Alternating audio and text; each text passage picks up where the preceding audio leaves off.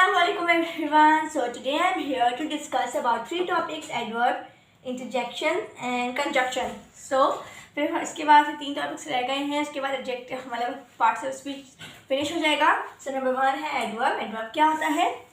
It modifies the word, मतलब वो word को मॉडिफाइज करता है, यानी कि वो वर्ड को शो करता है, डिफाइन करते हैं वर्ड को कि अगर कुछ काम हो रहा है तो वो कैसे हो रहा है, यानी कि वो लिख रही है तो कैसे लिख रही है, स्लोली लिख रही है, वो भाग रहा है कैसे, यानी कि वो बहुत क्विकली भाग रहा है, इसी तरीके से.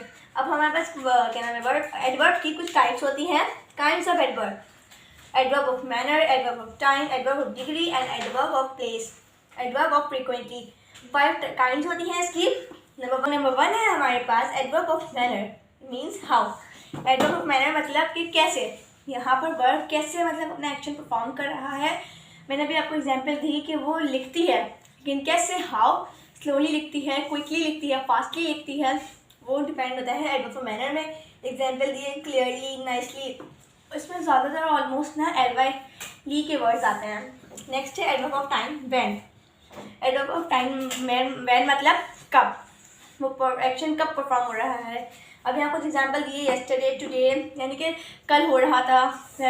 We go to party yesterday, हम लोग कल पार्टी में, वेंट टू पार्टी येस्टरडे, हम लोग कल पार्टी में गए थे. तो इसकी एग्जांपल इसमें आ जाती है. नंबर 4 है हमारे पास adverb of degree, how much, मतलब कितना. जैसे फॉर एग्जांपल हम एग्जांपल लेते हैं हम लोग कि शी रन फास्ट, वो मतलब तेज़ दौड़ती है. अगर हम उसके साथ वेरी लगा देते हैं तो हमें लगाएगा कि शी रन वेरी फास्ट, तो बहुत तेज़ भागती है. बहुत मैंने फॉर एग्जांपल वेरी, ऑलमोस्ट, इस तरह की एग्जांपल आ जाती है कि कितना, वो किस तरह से कितना भागती है, वेरी फास्ट भागती है. अब यहाँ लिखा हुआ है एडवर्ब ऑफ प्लेस, यानी कि वेयर. वेयर मतलब कहाँ. अब यहाँ लिखा है हेयर, देयर, एट स्कूल, यानी कि कहाँ वो काम परफॉर्म हो रहा है. We are writing at school, हम लोग स्कूल पर स्कूल में लिख रहे हैं. हमारे पास adverb of frequently, means how much time. For example daily, everywhere, sometimes, etc आ जाएंगे. यानी कि हम लोग जो वर्ब एक्शन मतलब एक्शन परफॉर्म कर रहे हैं उसकी टाइम की क्वांटिटी कितनी है, वो कितनी मिकदार में, मतलब टाइम पीरियड वो कितना ले रहा है. यानी कि मैं रोज़ मार्केट जाती हूँ, तो ये मेरी ना वर्ब की फ्रीक्वेंसी हो गई. और नेक्स्ट हमारे पास इंटरजेक्शन टॉपिक है.